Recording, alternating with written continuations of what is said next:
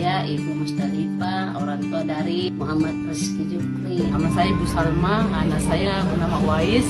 Saya penerima manfaat dari program Bapak Stunting. Alhamdulillah selama 3 bulan ini diberi asupan gizi dari dinas sosial. Alhamdulillah anakku sudah banyak perkembangannya. Assalamualaikum warahmatullahi wabarakatuh. Halo, perkenalkan nama saya Muhammad Nisya Pengibat dari program studi administrasi publik dari Universitas Handayani Makassar. Pada video ini saya akan membahas mengenai analisis kebijakan kesehatan dalam penanganan stunting di Kota Makassar. Stunting merupakan salah satu permasalahan kesehatan yang masih menjadi perhatian pemerintah. Stunting adalah kondisi gagal tumbuh pada anak akibat kurangnya gizi kronis sejak masa kehamilan hingga usia 2 tahun. Dampaknya tidak hanya menyebabkan tumbuh anak lebih pendek, tetapi juga memengaruhi perkembangan otak, kemampuan belajar, produktivitas, bahkan kualitas sumber daya di masa yang akan datang. Permasalahan ini masih ditemukan di Kota Makassar. Penyebabnya bukan hanya kurangnya asupan gizi, tetapi juga rendahnya pengetahuan masyarakat mengenai pola makan sehat, sanitasi yang belum memadai, kondisi ekonomi keluarga, serta kurang optimalnya koordinasi antar instansi dalam pelaksanaan program.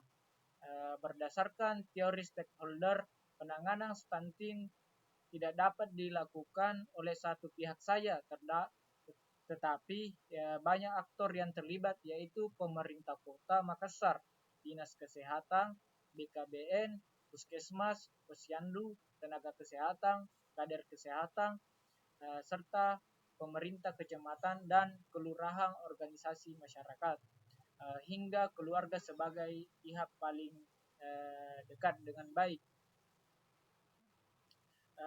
Selanjutnya, berdasarkan teori implementasi kebijakan pemerintah Kota Makassar telah melaksanakan berbagai program seperti pendampingan ibu hamil, pemeriksaan kesehatan secara rutin, pemberian tablet tambahan darah, pemberian makanan tambahan bagi ibu hamil dan balita, serta edukasi gizi, pemantauan pertumbuhan balita melalui posyandu, serta peningkatan sanitasi dan akses air bersih.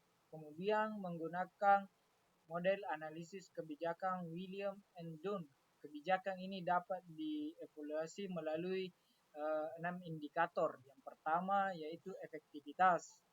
Efektivitas yaitu program sudah mampu meningkatkan pelayanan kesehatan ibu dan anak serta menurunkan angka stunting di berbagai wilayah. Kedua, efisiensi, di mana yaitu pemerintah memanfaatkan sumber daya melalui kerjasama lintas sektor. Yang ketiga yaitu kecukupan, di mana masih terdapat masyarakat yang membutuhkan pendampingan lebih intensif. Dan yang keempat, pemerataan, masih ada wilayah yang belum memperoleh pelayanan secara merata. Dan yang kelima yaitu responsivitas pemerintah, karena responsivitas pemerintah cukup cepat merespon masalah dengan membentuk tim percepatan penggunaan stunting atau TPPS. Dan yang keenam yaitu ketepatan, yaitu kebijakan lebih sesuai dengan kebutuhan masyarakat, karena tidak hanya berfokus pada pelayanan kesehatan, tapi juga pada gizi, sanitasi, pendidikan, dan pemberdayaan keluarga. Berdasarkan hasil analisis tersebut, saya memberikan beberapa rekomendasi kebijakan. Yang pertama yaitu meningkatkan edukasi gizi kepada masyarakat secara berkelanjutan. Yang kedua, meningkatkan kualitas pelayanan posyandu dan puskesmas. Dan yang ketiga yaitu memperkuat koordinasi antar instansi melalui tim percepatan penurunan stunting. Dan yang keempat, meningkatkan akses masyarakat terhadap air bersih dan sanitasi. Dan yang kelima, memanfaatkan teknologi digital untuk memantau status gizi balita secara lebih cepat dan akurat. Strategi implementasi rekomendasi tersebut dilakukan melalui kolaborasi seluruh stakeholder, penyediaan anggaran yang memadai, peningkatan kapasitas tenaga kesehatan dan kader posyandu, serta monitoring dan evaluasi secara berkala dan mendorong partisipasi masyarakat.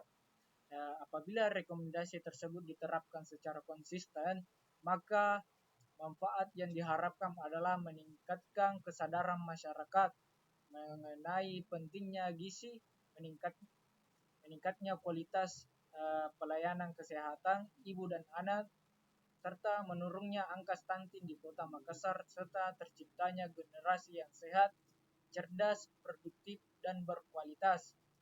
Sebagai penutup, dapat disimpulkan bahwa penanganan stunting memerlukan komitmen pemerintah, kerjasama lintas sektor, dan partisipasi aktif masyarakat. Dengan implementasi kebijakan yang tepat dan berkelanjutan, target percepatan penanganan stunting di Kota Makassar ini dapat tercapai. Terima kasih atas perhatiannya. Wassalamualaikum warahmatullahi wabarakatuh.